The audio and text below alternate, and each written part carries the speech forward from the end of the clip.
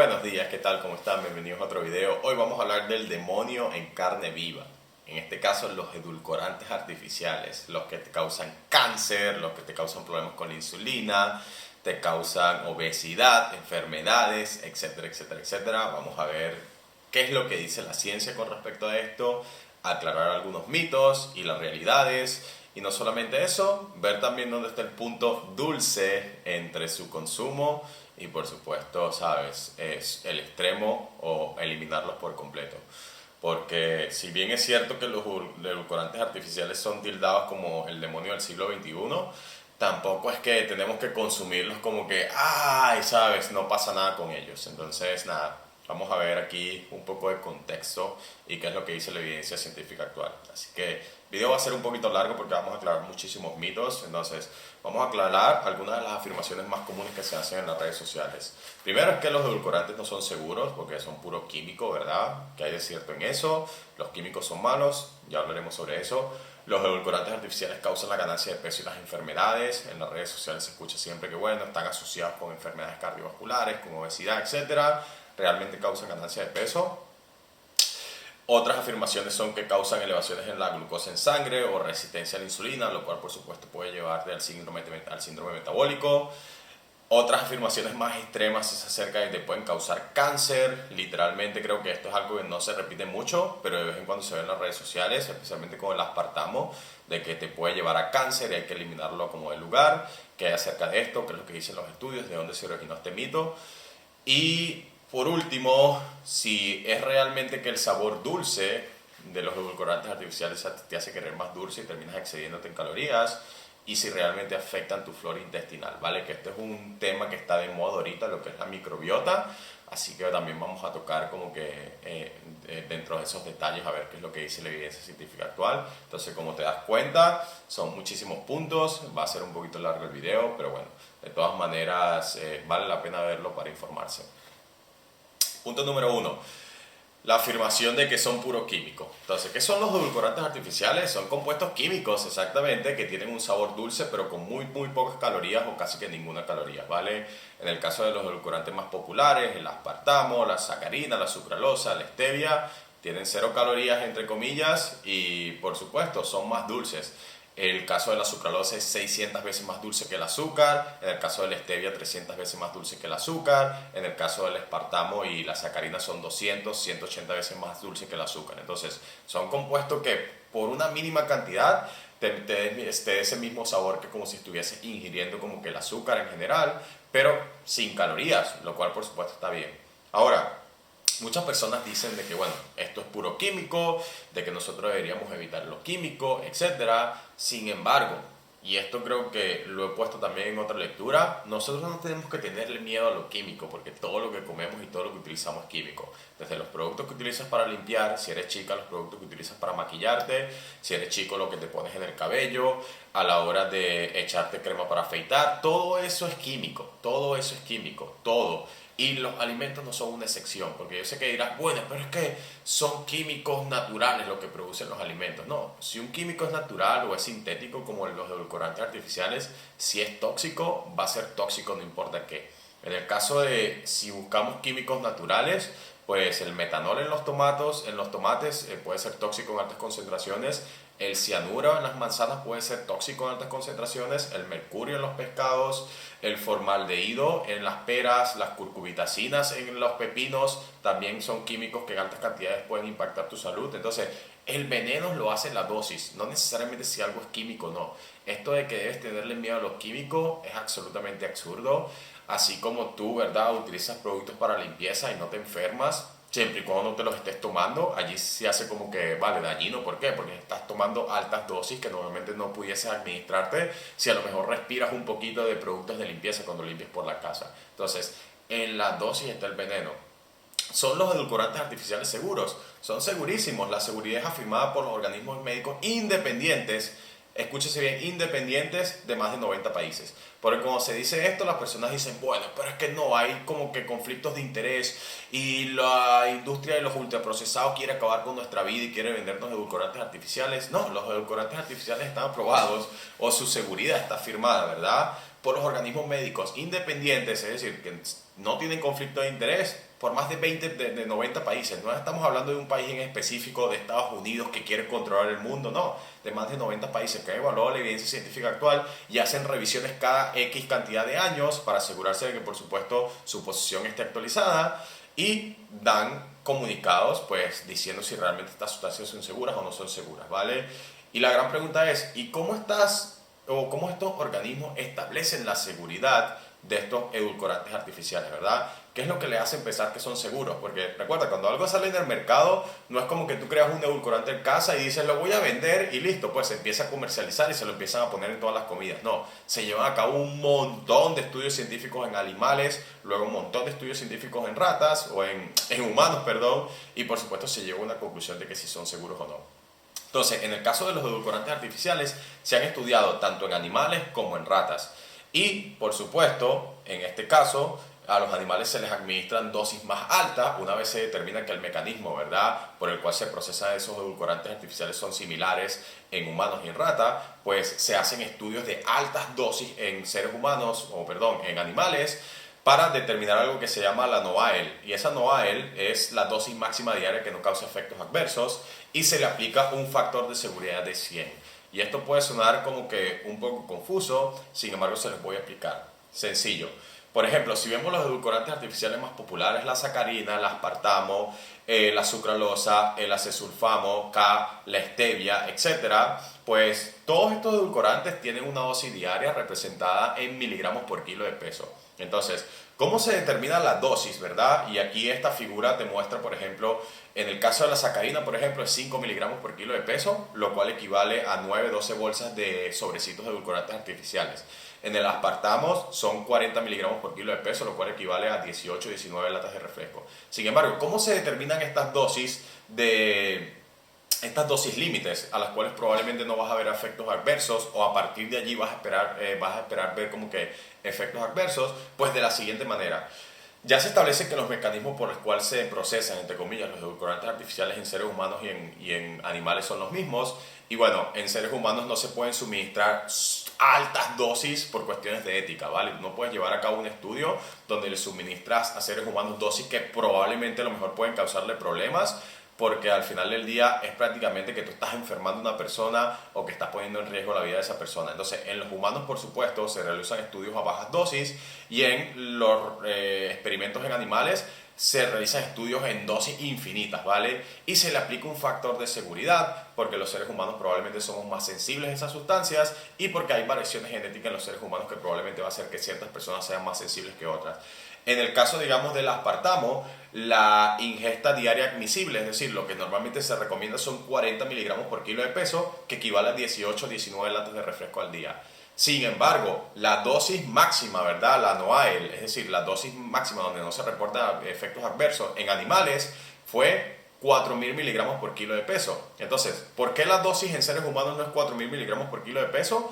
Porque se le aplica el factor de seguridad. Se divide entre 100 y eso, por supuesto, da 40. Entonces, cuando tú realmente estás leyendo de que el consumo de ciertos edulcorantes está limitado a X miligramos por kilo de peso, esto es basado en que 100 veces más esa cantidad se vio efectos adversos en animales. Entonces, en el caso del aspartamo, si tú te tomas 18-19 latas de refresco al día, esto es 100 veces menos de donde se reportaron efectos adversos. Es decir, tú pudieses consumir 100 veces más esa cantidad, 1.800 latas al día, y probablemente todavía no ver ningún efecto secundario.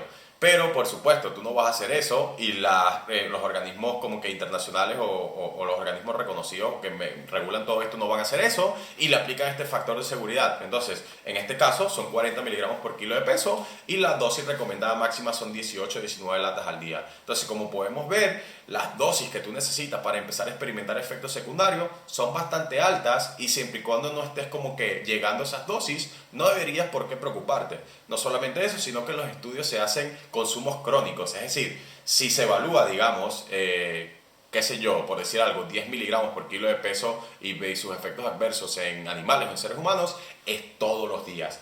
10 miligramos, 10 miligramos, 10 miligramos. Por la dinámica de nuestra vida, nosotros probablemente no tenemos un consumo crónico de ciertas cosas. Por ejemplo, es muy poco probable que tú te comas o te tomas, qué sé yo, 18 latas de Coca-Cola todos los días. Es muy poco probable que utilices 29 sobres de Splenda todos los días. Es muy poco probable que utilices 12 bolsas de sacarina todos los días. Y es muy poco probable que utilices, digamos, un chorro de stevia todos los días o 29 sobres de stevia todos los días, ¿vale? Entonces, en el términos de seguridad, son seguros. Sin embargo, muchas personas dicen, ok, son seguros en general, pero hay cosas específicas que probablemente incluso en bajas dosis pues, pueden llevar a complicaciones en la salud o pueden llevar a otro tipo de cosas que no necesariamente instantáneamente afectan tu salud, pero sí en el transcurso del tiempo. Y son las afirmaciones que les comenté en los slides anteriores, ¿vale? Por ejemplo, causan ganancia de peso, es una de las afirmaciones. Sí, son seguros, pero todavía pueden causar ganancia de peso. Y esto es algo ilógico. ¿Por qué? Porque los edulcorantes artificiales tienen 0 calorías. Y ya para estas alturas deberíamos saber que lo que causa una ganancia de peso es el exceso calórico. Si tú no estás teniendo un exceso de calorías, los edulcorantes artificiales, una lata de soda tiene 0 calorías, esto no va a causar ganancia de peso. Ahora, yo sé que hay un montón de estudios, una pila de estudios que muestran una asociación entre edulcorantes y obesidad, especialmente promovedores de real fooding, de comida súper real, de que todo lo que tienes que comer es natural y orgánico. Te dicen de que no, los edulcorantes artificiales están asociados con la obesidad y con enfermedades cardiovasculares. Y, por supuesto, esto es en estudios no controlados. Es decir, se le hace seguimiento a un montón de personas por un montón de tiempo, es decir, no controlan la dieta de la persona, no controlan el estilo de vida, no controlan nada, nada más se le hacen preguntas a las personas y después se hacen un montón de análisis estadísticos y resulta que si una persona, digamos, tiene sobrepeso y esa persona pone que consume como que mayor cantidad de edulcorantes artificiales o sodas, por ejemplo, que otra persona, pues se llega a la conclusión de que los edulcorantes artificiales están asociados con la obesidad. Pero asociación no es igual a causalidad. No significa que porque dos cosas estén asociadas, pues una está causando la otra. Entonces, ¿por qué hay esta asociación entre edulcorantes artificiales o sodas dietéticas y obesidad y enfermedades cardiovasculares o más tasa de mortalidad? Porque las personas con sobrepeso podrían estar tomando, ¿verdad?, más soda dietética para reducir la ingesta de calorías. Entonces, cuando tú ves este montón de personas con sobrepeso, las estudias en una intervención científica observacional, es decir, donde le preguntas un montón de cosas en el transcurso del tiempo y ves que estas personas contraen más enfermedades, tienen más sobrepeso que la persona promedio y por supuesto tienen más riesgo de mortalidad, no es necesariamente las bebidas edulcoradas son las que están causando esto. Es que las personas con sobrepeso son más propensas a estar tomando bebidas edulcoradas o sodas dietéticas porque son las personas que son más propensas a estar haciendo dieta. Entonces, porque una cosa esté asociada con otra no quiere decir que la esté causando. Por ejemplo, las personas con sobrepeso también tienen más probabilidades de obtener una cirugía bariátrica. Sin embargo, nosotros no concluimos de que la cirugía bariátrica es la que está causando la obesidad. Una cosa, porque esté asociada con la otra, no significa que, por supuesto, esto está causando esto. Si en los estudios se ve una asociación entre las bebidas edulcoradas o con, en este caso, ¿sabes?, con edulcorantes artificiales y la obesidad, no quiere decir que las bebidas o la soda dietética esté causando la obesidad. Simplemente que las personas con obesidad tienden a tomar más soda dietética. Las personas, ¿verdad?, con obesidad tienden a obtener más cirugías bariátricas. No necesariamente que la cirugía bariátrica está causando la obesidad. Pero cuando nos vamos a estudios controlados, la historia es totalmente diferente, ¿vale? Porque esto es lo que tienen los estudios controlados, que nos pueden ayudar a aislar ciertas variables. Y en los estudios controlados no es como los estudios donde se hacen asociaciones, sino se trata de determinar una causalidad, entre comillas. Porque en estos estudios que determinan asociaciones, no se controla dieta, no se controla estilo de vida, no se controla casi nada. En cambio, en los estudios controlados se controla la dieta, se controla la actividad física, se controla el uso de medicamentos, se controla, por supuesto, que puedan hacerle marcadores clínicos y medir la composición corporal de esos sujetos. Y en los estudios controlados, cuando se reemplaza la Coca-Cola regular con la Coca-Cola dietética, los individuos tienden a perder peso, tienden a mantener peso. Entonces, si tenemos estudios controlados que tienden a ver incluso efectos positivos en individuos con obesidad o con sobrepeso a la hora de reemplazar la cola regular con la cola dietética, probablemente podemos llegar a la conclusión de que realmente los edulcorantes artificiales no causan pérdida de peso. En el mejor de los casos pueden causar que mantengas tu peso o que pierdas peso. Entonces, Esto está desmentido. Y recuerda, siempre ten en cuenta, asociación no es lo mismo que causalidad. No te dejes meter miedo por estos estudios de que los edulcorantes están relacionados con 20% aumento de tu riesgo de mortalidad, etcétera. Todo esto son asociaciones. Si son estudios controlados, sí deberías prestarle un poco más de atención. Y cuando vemos los estudios controlados, pues sabes, a ganancia de peso nos llevan. Ahora, ¿qué hay acerca de las otras afirmaciones? Afectan la insulina. Que bueno, en este caso no solamente afecta la insulina, sino el metabolismo de la glucosa, te puede llevar a diabetes, etcétera, etcétera, etcétera. Una vez más, las sodas dietéticas tienen 0 calorías, o los edulcorantes artificiales tienen 0 calorías, no aumentan la glucosa en sangre, no aumenta, esto se ha visto en muchísimos estudios científicos, ¿vale? Hay algunos estudios científicos que muestran, por ejemplo, que tienen cierto efecto en la sensibilidad a la insulina y el metabolismo de la glucosa, pero hay que ser muy cuidadoso a la hora de interpretar estos estudios científicos, ¿vale? Por ejemplo, en el caso de los edulcorantes artificiales, como les comenté, está el aspartamo, la stevia, la sacarina y la sucralosa. Pues el aspartamo como que está completamente como que, ¿sabes? Absuelto en este caso de estas afirmaciones en la gran mayoría de las veces de que causa como que implicaciones a la hora de metabolizar la glucosa o resistencia a la insulina, etcétera. La stevia también porque es considerada natural. Sin embargo, la sucralosa es el edulcorante más cuestionado. Y es el edulcorante más cuestionado porque hay algunos estudios que muestran, ¿verdad?, que efectivamente altas cantidades de sucralosa puede afectar la dinámica del control de azúcar en sangre o puede afectar la resistencia a la insulina.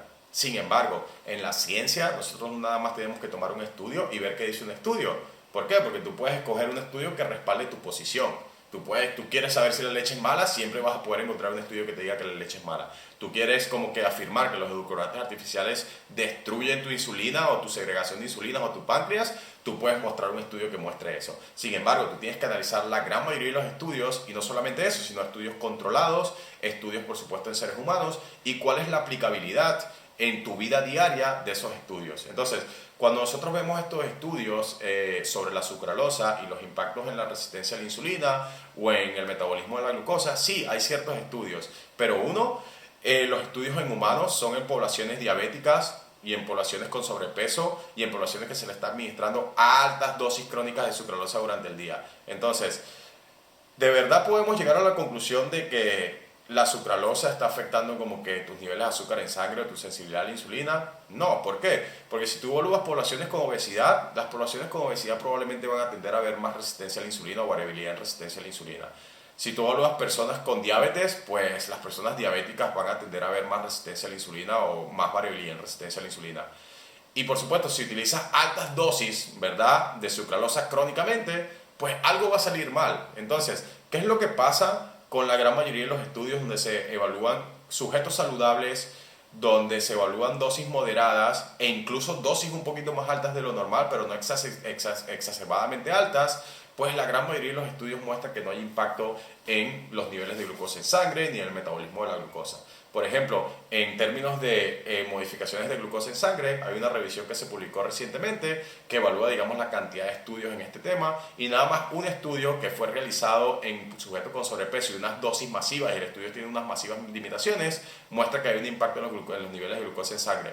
Pero tenemos 33 estudios que no muestran efectos adversos. Entonces, por supuesto, en las redes sociales no te van a publicar los 33 estudios que muestran efectos negativos o que no muestran efectos adversos, perdón. Te van a publicar el único estudio que dice que te va a matar, que dice que te va a causar resistencia a la insulina, de que va a segregar azúcar y no sé qué, y te va a causar obesidad. ¿Por qué? Porque la media o las redes sociales o el internet funciona así. Funciona metiéndote miedo o llamando tu atención para que tú le des clic allí, cree tráfico en la página web y por supuesto se pueda divulgar y puedan tener más seguidores o puedan tener, qué sé yo, más lectores, etcétera, etcétera, etcétera.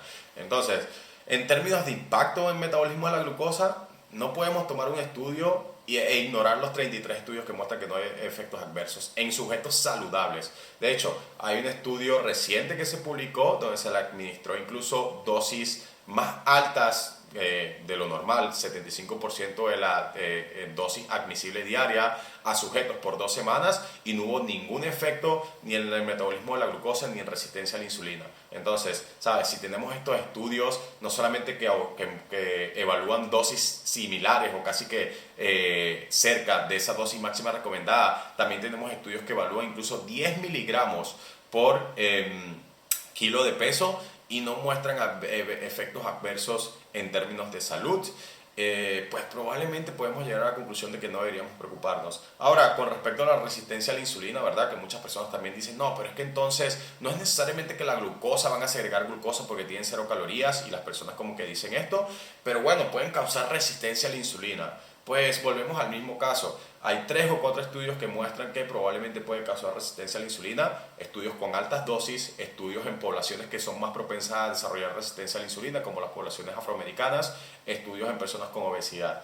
Pero si nos vamos a los estudios en sujetos saludables y por supuesto con menos limitaciones que los otros y con más como que, ¿sabes?, diseños que se pueden aplicar a la vida real, pues más de 20 estudios muestran que no hay ningún efecto en resistencia a la insulina ni en el metabolismo de la glucosa. Entonces, ¿sabes? No es como que tenemos que descartar que no afectan, pero hay muy pocas probabilidades. Y si realmente te van a afectar en dosis máximas que probablemente tú no estás consumiendo durante el día. Entonces, si tú de verdad quieres preocuparte por tu metabolismo de la glucosa y por tu resistencia a la insulina, tienes que mantener en orden tu porcentaje de grasa, ten una buena cantidad de masa muscular, duerme bien y ten bajos niveles de estrés y una buena alimentación y estilo de vida. Porque si hablamos de resistencia a la insulina, hay una relación casi que lineal entre tu porcentaje de grasa, especialmente el porcentaje de grasa visceral y tu resistencia a la insulina.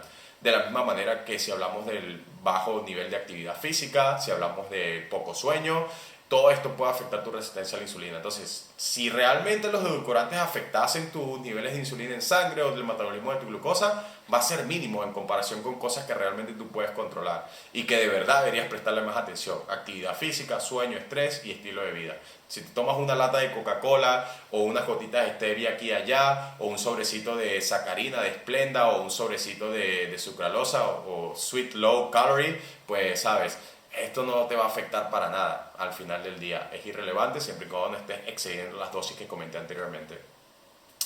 Causan cáncer, que esto es una afirmación pues brutal. Hay que tener como que muchos cojones, como dicen en España, para decir que causan cáncer, ¿verdad? Porque si no, pues sabes, estos edulcorantes artificiales están presentes en la gran mayoría de los productos que nosotros consideramos durante o en esta época ultraprocesados. Y creo que la gran mayoría de nosotros comemos esos productos. Y creo que la gran mayoría de nosotros tomamos sodas dietéticas. Entonces, estaríamos todos con cáncer hoy en día, ¿verdad? ¿De dónde proviene el mito? Pues un estudio en 1970 descubrió que la sacarina a altas dosis causaba cáncer de vagina. Cáncer de vagina, no, cáncer de vejiga. Bueno, uno nunca sabe, también puede causar cáncer de vejiga, o de vagina, perdón. Pero bueno, es cáncer de vejiga.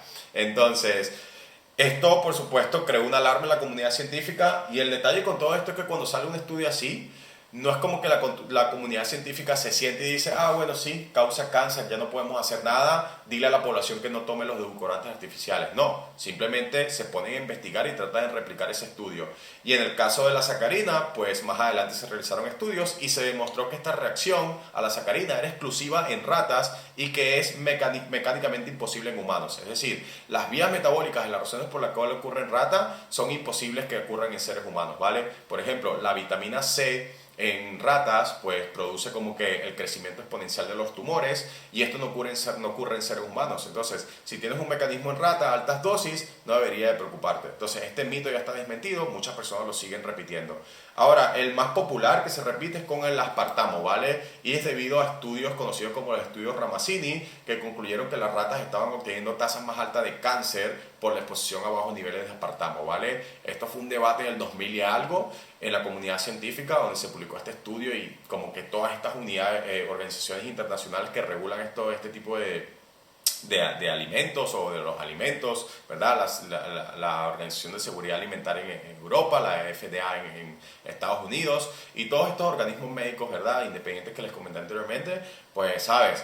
Todo esto causó un revuelo y empezaron a pedirle data a los investigadores y dijeron, ok, mira, nosotros también queremos asegurarnos de que realmente pues nosotros estemos recomendando algo seguro. Por favor, ¿me puedes suministrar la data del estudio? Se le pidió a los investigadores que realizaron este estudio y resulta que los investigadores primero no suministraron toda la data cruda es decir, la data raw que recolectaron durante todo el experimento, nada más como que suministraron mitad de esa data, lo cual por supuesto pone en cuestión el estudio. No solamente eso, sino que después de analizar toda esta data que se suministró y todo el experimento como tal, se dieron cuenta que las ratas que fueron utilizadas para el grupo de aspartamo pues eran más propensas a desarrollar cáncer de por sí, y que hubiesen desarrollado cáncer incluso si no les hubiesen suministrado aspartamo, que estaban viviendo en condiciones cancerígenas. Entonces el estudio literalmente fue diseñado para que las ratas obtuviesen cáncer y culpar al aspartamo. Y yo sé que me dirá, sí, pero es que esto suena como una teoría conspirativa. No, no es una teoría conspirativa. Esto ocurre en ciencia y por eso es que no nada más podemos confiar en un estudio y tenemos que ver qué es lo que dice la data en general. Entonces, los estudios tenían un montón de fallas y detalles, y lo más interesante de todo es que no se han replicado estos resultados en ningún otro laboratorio. Y como les comenté, la comunidad científica no es un solo laboratorio haciendo un experimento, son miles de laboratorios a través del mundo, y ningún otro laboratorio ha replicado de que, sabes, el aspartamo pueda causar cáncer, ni en ratas ni en seres humanos. Entonces, esto de que los edulcorantes artificiales causan cáncer, no, a menos de que te estés tomando una vez más 100 latas de Coca-Cola al día, que probablemente allí sí vas a experimentar efectos adversos. Aunque, como les comenté, con el factor de seguridad probablemente tampoco, pero bueno, es mejor prevenir que lamentar, y yo creo que la gran mayoría de nosotros ni siquiera pasa de 2-3 latas al día. Así que cáncer no tiene sentido. Otras afirmaciones que se hacen es que lo dulce atrae más dulce, ¿vale? De que, bueno, muchas personas reconocen de que, bueno, tienen 0 calorías, no van a causar ganancia de peso directamente, pero indirectamente sí lo pueden hacer. ¿Por qué? Porque los edulcorantes artificiales pueden estimular tus receptores de sabor dulce, lo cual te puede llevar a comer más, y por supuesto comer más te va a llevar a un exceso calórico. Y es verdad que los edulcorantes artificiales estimulan tus receptores de sabor dulce. Sin embargo, esto no se traduce en que las personas van a terminar comiendo más dulce o querer comer más dulce. Y los estudios directos en este tema apoyan esto, de que no hay evidencia científica que muestre, ni en humanos ni en animales, que si tú tomas edulcorantes artificiales o sodas dietéticas, esto te va a llevar a comer más y te va a llevar a la ganancia de peso. Y hay 3 experimentos como que bastante interesantes que fueron realizados con grosella negra, Diet Coke con soda dietética y por supuesto squash de naranja. Estos productos que normalmente nosotros compramos, que si Fanta, la Coca-Cola, que si bebidas con 0 calorías pero que son endulzadas con edulcorantes artificiales. Y estos experimentos se realizaron de la siguiente manera, ¿verdad? Tomaron un grupo de personas y las invitaron a un laboratorio donde se les hizo un montón de preguntas acerca de saciedad, de preferencias, de cuántas ganas tenían de comer algo dulce, y se les suministró una comida con estas bebidas, o algunas veces se les suministró la bebida nada más. Y luego se dio una pausa, digamos, de un par de minutos u horas, y se les dio acceso a una comida tipo buffet, donde tú podías comer, qué sé yo, tanto como quisieses de ciertas cosas que tenían los investigadores allí. Entonces, el estudio se realizó de esta manera. ¿Por qué? Porque si tú o quieres como que realmente ver si la Coca-Cola te va a llevar a comer algo más dulce, pues si yo te doy algo dulce o te doy esa Coca-Cola y luego después no te digo nada y te invito a un buffet y luego mido lo que comiste y mido qué fue lo que comiste, pues si realmente la Coca-Cola te llevase a comer algo más dulce, pues yo debería ver, ¿verdad?, en la comida que comiste que probablemente terminaste comiendo algo más dulce en comparación con otras cosas, o incluso terminaste comiendo más calorías, ¿verdad? Entonces, en estos experimentos se realizó algo similar en todos ellos. Se les administró una comida con soda dietética o con cualquiera de estas bebidas, o bien sea la bebida sola, y luego se les dio acceso a los participantes a una comida libre para determinar qué comían más, qué comían menos, si comían más o si comían menos. Y resulta que los resultados de este experimento, ¿verdad?, son bastante interesantes, porque las personas que tomaron la soda dietética, que tomaron las otras comidas, las bebidas endulzadas con edulcorantes artificiales, tendieron a comer menos cosas dulces en la comida libre que se les dio. Se les dio chocolate, se les dio otra cosa. Entonces, de las comidas que más o menos tenían un sabor similar, es decir, dulce, tendieron a comer más. ¿Y por qué? Porque se especula que esto es debido a la saciedad sensorial específica. Y es que nosotros tenemos cierta saciedad en base a, digamos, nuestros sentidos, por decirlo de alguna manera u otra, ¿vale? Por ejemplo, si tú vas a una barbacoa donde es pura carne, después de 2, qué sé yo, steaks, pues vas a estar full. Ahora, si te diesen, digamos, un helado, pues probablemente tú vas a tener como que ese espacio para el helado. ¿Por qué? Porque el helado tiene una textura totalmente diferente, tiene un sabor totalmente diferente. Entonces, cuando se habla de saciedad sensorial específica, es que el cuerpo se acostumbra a cierto sabor, a cierta textura, a ciertos sentidos, ¿verdad?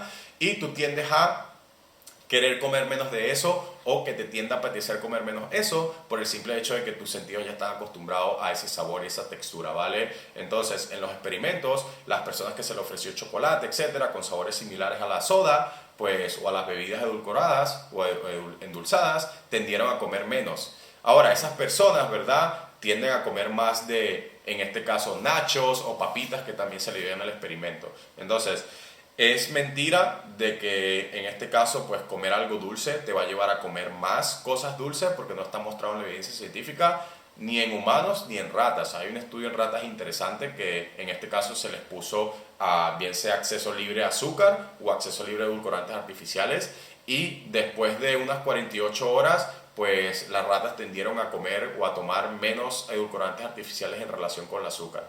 Esto no quiere decir que por supuesto, sabes, tú vas a tomar o comer pura azúcar o puro edulcorante artificial y que lo que le pasó a las ratas se replique en los seres humanos, pero también se ven ratas y bueno, estos experimentos también demuestran que, pues, sabes, las personas tienden a comer menos de lo que ya están aborrecidos. Y esto nos pasa, creo que, en todas partes. Y es la razón por la cual nosotros, digamos, después de comer algo en restaurante, siempre tenemos espacios para el postre, porque es algo totalmente diferente, con sabores diferentes y, por supuesto, con una textura diferente. Por eso es que cuando vamos a un buffet, tendemos a comer más. Hay mucha variedad de sabores, mucha variedad de textura y, por supuesto, podemos mantener como que, sabes, introduciendo algo en nuestra boca totalmente diferente a cada rato, lo cual, por supuesto, reduce esta saciedad sensorial específica y nos lleva a tener una ingesta calórica mayor. Entonces, no solamente eso, sino que si nos vamos a los estudios controlados, como les comenté anteriormente, los estudios controlados muestran que los edulcorantes artificiales en el peor de los casos te ayudan a mantener tu peso y en el mejor de los casos pueden llevar una pérdida de peso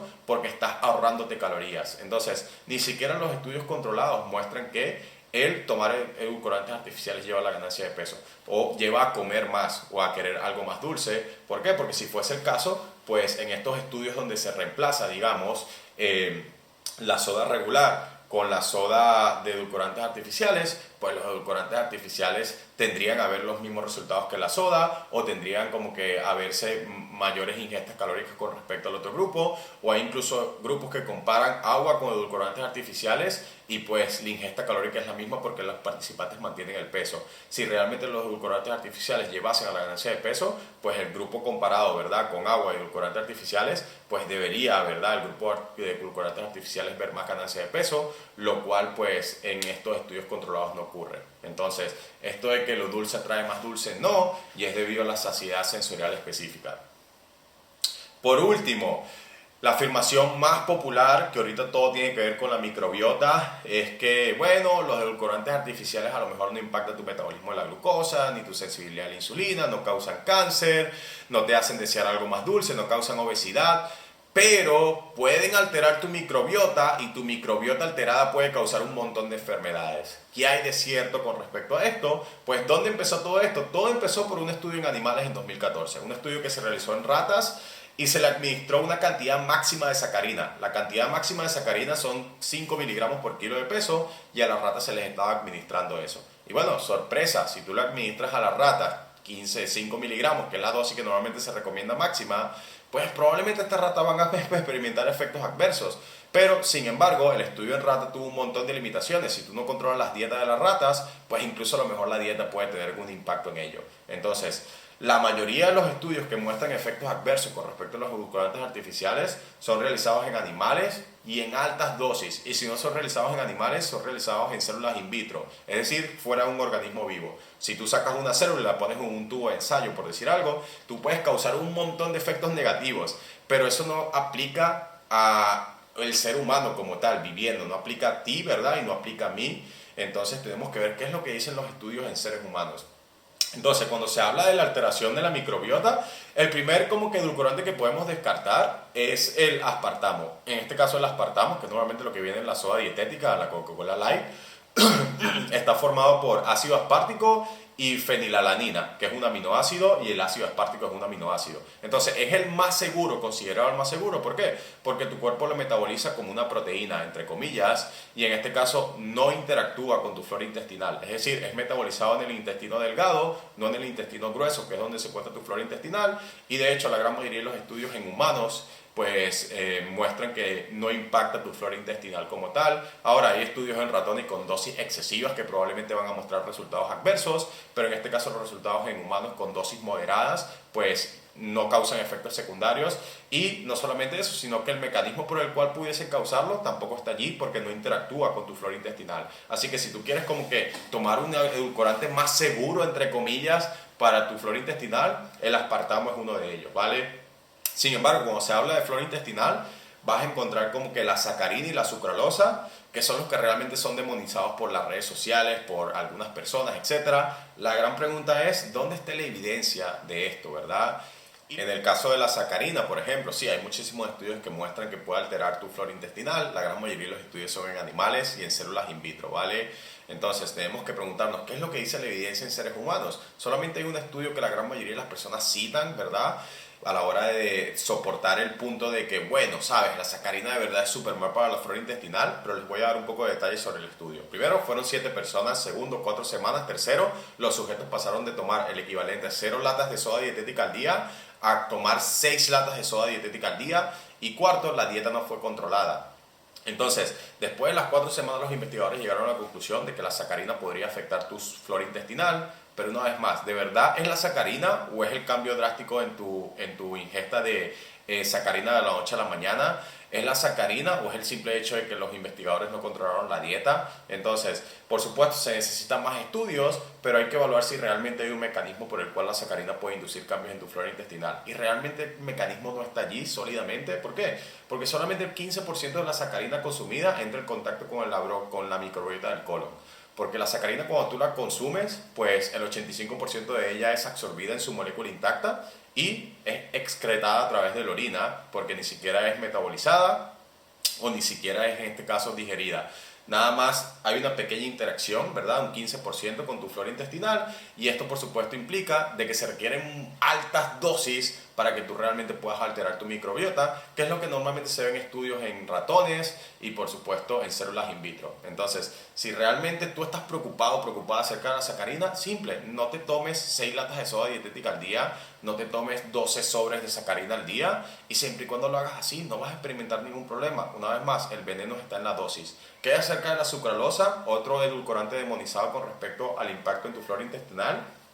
Pues la sucralosa prácticamente no es metabolizada por las bacterias intestinales. La sucralosa literalmente nosotros la consumimos y sale por el otro hueco casi que intacta, por decir de alguna manera u otra, ¿vale? Es mal metabolizada, mal digerida y mal absorbida.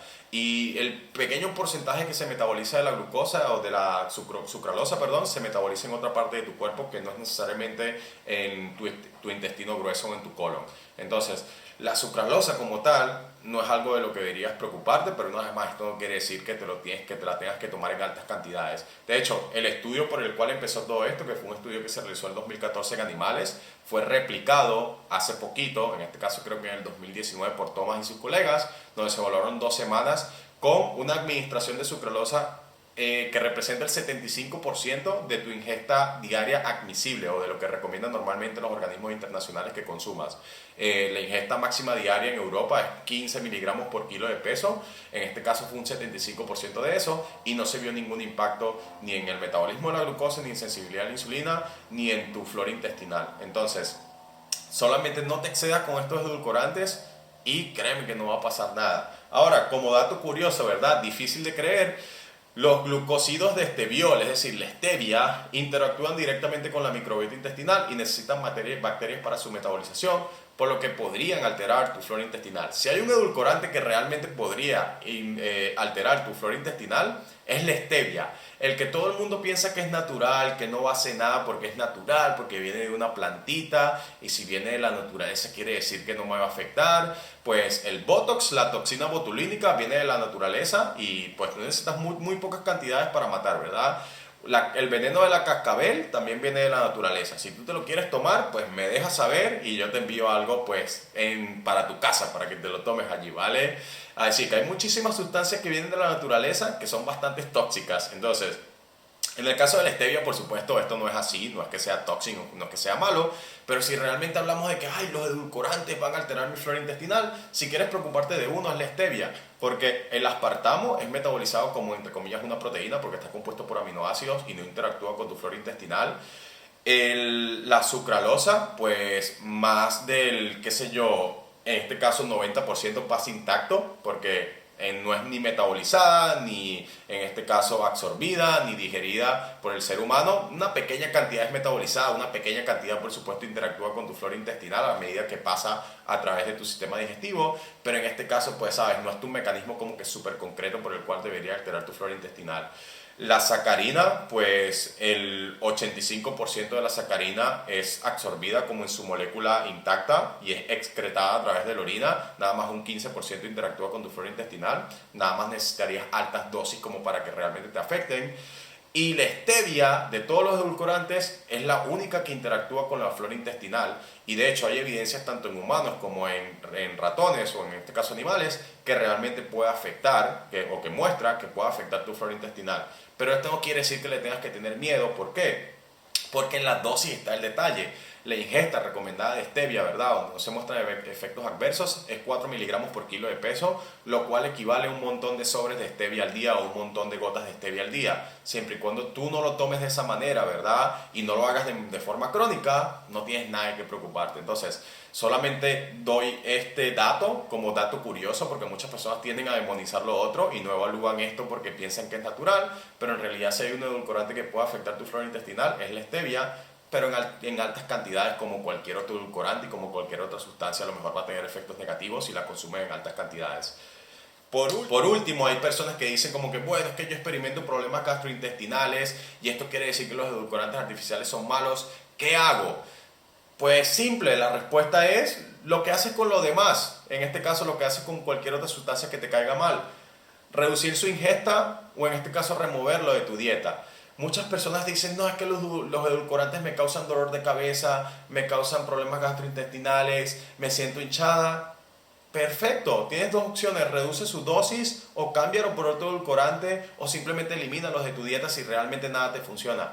El detalle está en lo siguiente, porque a ti te caiga mal no quiere decir que a la gran mayoría de la población le caiga mal. Porque tú no puedas tolerar ciertas dosis no quiere decir que la gran mayoría de las personas no puedan tolerar ciertas dosis. Entonces hay que tener mucho cuidado con nuestras experiencias propias y ver cómo nosotros tratamos de aplicar eso al resto de la población. Porque muchas personas creen que, bueno, si altas cantidades de edulcorante artificial son malas, esto quiere decir que bajas también son malas. No, la fibra en alta cantidad es mala. Ahora, en bajas cantidades o en cantidades adecuadas puede mejorar, por supuesto, tu tránsito intestinal, puede mejorar tus niveles de colesterol, etcétera, etcétera, etcétera. Entonces, no confundan un consumo moderado y no confundas tu experiencia con, por supuesto, un consumo excesivo y, por supuesto, con lo que pueda aplicar al resto de la población. Así que, para no seguir extendiéndome en este tema, yo creo que en este video resumo todo lo que se afirma en las redes sociales y le doy un contexto, pero en que no se haga más largo, entonces los dejo con un resumen, ¿vale? El resumen está en la siguiente frase: el veneno está en la dosis, así de sencillo. Hay muchas afirmaciones en las redes sociales de que los edulcorantes te van a matar, de que esto, señores y señoras, los edulcorantes están como que confirmados que son seguros por la gran mayoría de los organismos independientes médicos alrededor de todo el mundo. Y no solamente eso, sino que la data directa, ¿verdad?, científica, pues también muestra que son seguros siempre y cuando no te estés excediendo. Entonces, encuentra el punto medio, no te excedas, y para excederte necesitas muchísimas cantidades. Si te tomas una lata de Coca-Cola de vez en cuando, no pasa nada. Si te comes un dulcito que contenga edulcorantes artificiales, no pasa nada. Ahora, si estás tomando 6 latas de Coca-Cola al día, por supuesto, tienes que, por supuesto, evaluar, cambiar ese hábito. Pero la gran mayoría de las personas no hacemos eso. Entonces, de verdad necesitamos satanizar algo que incluso nos puede ayudar. Si tú estás tratando de perder peso y, verdad, tienes como que ese antojito por algo dulce y tienes una bebida que te va a ayudar a tomar algo y al mismo tiempo no te va a aportar calorías, joder, ¿sabes? Eso realmente te puede ayudar y es lo que normalmente se ha visto en la data directa en los estudios controlados. Entonces, pueden ser una buena ayuda, no hay que abusar de ellos, por supuesto. Eso no significa que te vas a tomar 6 latas al día cada vez que tengas un como que antojo de dulce. Tiene que haber un punto medio, pero es una buena idea en ciertas ocasiones, como cuando estás en un déficit calórico. Es una buena idea en ciertas ocasiones, como a lo mejor si no te quieres exceder más de lo normal cuando estás saliendo a comer y te provoca tomarte algo dulce. Pero esto no quiere decir que tienes que ir a los extremos, o eliminarlos o consumirlos en altas cantidades. No, encuentra el punto medio y créeme que no va a pasar absolutamente nada. Entonces, termino el video acá porque ya se hizo súper largo. Espero que les haya gustado. Muchísimas gracias y nos vemos en la próxima.